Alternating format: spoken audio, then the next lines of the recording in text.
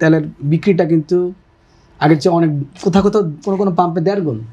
যারা আগে 30,000 লিটার বিক্রি করতো তারা এখন 45,000 লিটার বিক্রি করে।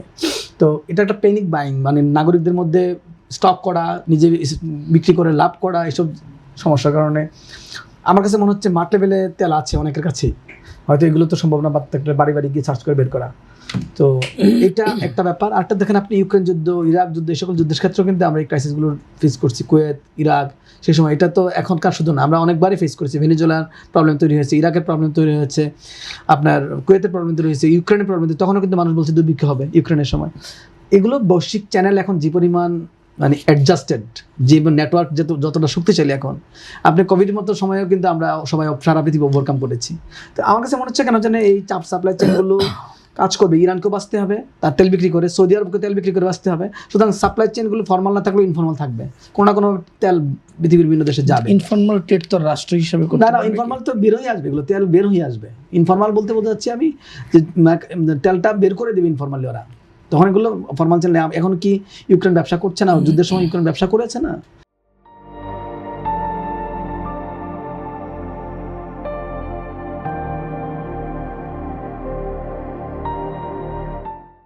রাশিয়া ব্যবসা করেছে না? সবাই তার সাথে থেকে রাশিয়ার চিপ এম্বার্গো থাকা সত্ত্বেও এর চিপ আমেরিকায় যায় না?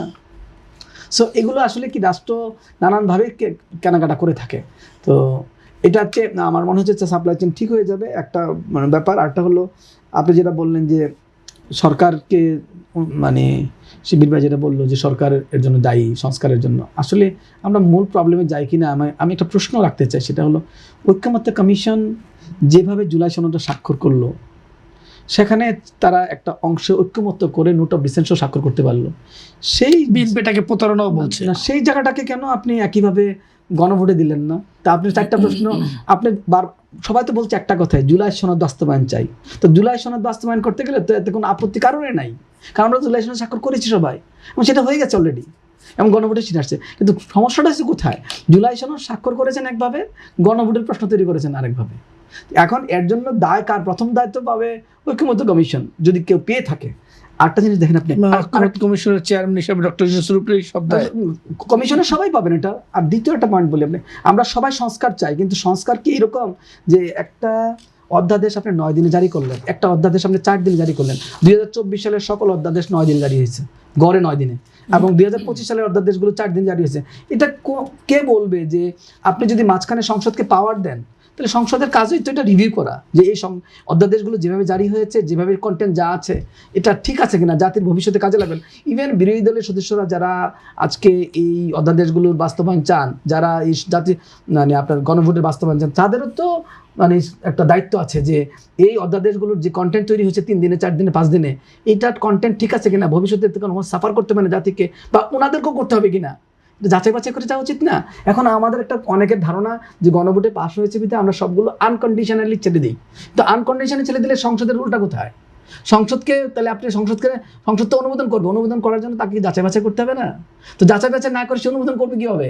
তাহলে তার ভূমিকা কোথায়? তো আপনি যদি আমি যেটা আপনাকে পয়েন্ট বললাম, 9 দিনে 4 দিনে যেই গড়ে যে অধ্যাদেশ জারি হয়েছে, সেই অধ্যাদেশগুলো যাচাই বাছাই ছাড়া যদি ছেড়ে দেন, ভবিষ্যতে যদি 10 বছর পরে যদি প্রবলেম হয়, 5 বছর পরে যদি প্রবলেম হয়, অ্যাপ্লিকেশনে যদি কোনো প্রবলেম ধরা বলে, যাচাই বাছাই দরকার আছে না? কেন যেন যাচাই বাছাইয়ের কথাটা কেউ বলছে না, যে কন্টেন্ট বেসরকারি, তাও অরাজনৈতিক কর্তৃপক্ষ এই অধ্যাদেশগুলো তৈরি করেছে অনেকটা।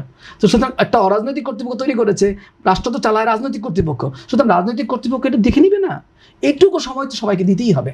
এটার জন্য কাউকে দোষ দেওয়া, কারণ বিএনপিও সবচেয়ে বেশি সময় মানে লড়াই করেছে, কর্তৃত্ববাদের বিরুদ্ধে লড়াই তো বিএনপি করেছে 19 বছর ধরে, আবার অন্যরাও করেছেন না, কিন্তু এটা লম্বা সময় ধরে সবাই বই বেড়াতে পারে নাই।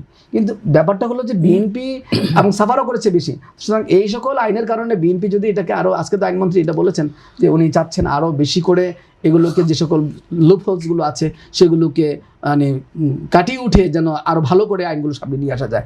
এই সুযোগটার জন্য আমার কাছে মনে হয় সরকারি দল হিসাবে বিএনপির প্রতিও মানে বিরোধী দলগুলোর আস্থা রাখা দরকার আছে, কারণ তারা তো অস্বীকার করছে না এগুলো করবে না।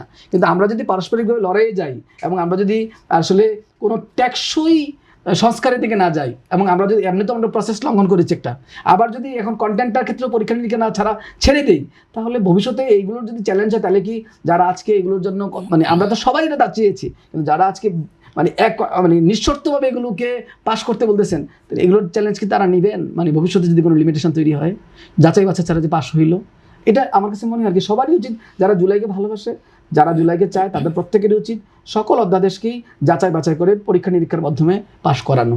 অলরেডি একটা প্রসেস লঙ্ঘন হয়েছে, তারপরেও করা উচিত। আর দ্বিতীয়ত হলো অধ্যাদেশগুলো তো করতেই হবে। আর আপনাকে মনে রাখতে হবে যে মানে সংসদের একটা ভূমিকা আছে, যদি সংসদ অনুমোদন করতে যেত, নাহলে তো অধ্যাদেশ অটোমেটিক আইন হয়ে যেত। বাংলাদেশ রাষ্ট্র তো কথা বলে নাই। আর আপনি তো সংবিধান পালন করেন বিধায়ী অধ্যাদেশগুলোকে মানে পাশ করার জন্য সংসদে নিয়ে আসলেন, নাহলে তো আপনি নিয়ে আসতেন না। সংসদকে আপনার কার্যকর, সংবিধানকে কার্যকর মনে করেন বিধায়ী কিন্তু আপনি অধ্যাদেশকে সংসদে নিয়ে আসছেন, তাহলে তো অধ্যাদেশকে সংসদে নিয়ে আসার কোনো প্রয়োজন পড়ে না। তো ব্যাপার হলো অধ্যাদেশ জারিও কিন্তু একটা সাংবিধানিক ব্যাপার। আপনি অধ্যাদেশ জারি করছেন সাংবিধানিকভাবে, কারণ আপনি তো বলছেন সংবিধানের ওই ক্ষমতা বলে রাষ্ট্রপতি অধ্যাদেশ জারি করলেন। আবার সংসদে যখন নিয়ে আসছেন তখনও কিন্তু আপনি সংবিধান বলে নিয়ে আসেন। তো সো আপনারা মানে এখানে যে সবাই বলে যে সংবিধান না মেনে আমরা কাজটা করবো, কেউ কেউ বলছে, কেউ কেউ বলতেছে সংবিধান মেনে করবো, কিন্তু আসলে দুই পক্ষ কিন্তু সংবিধান মানছে।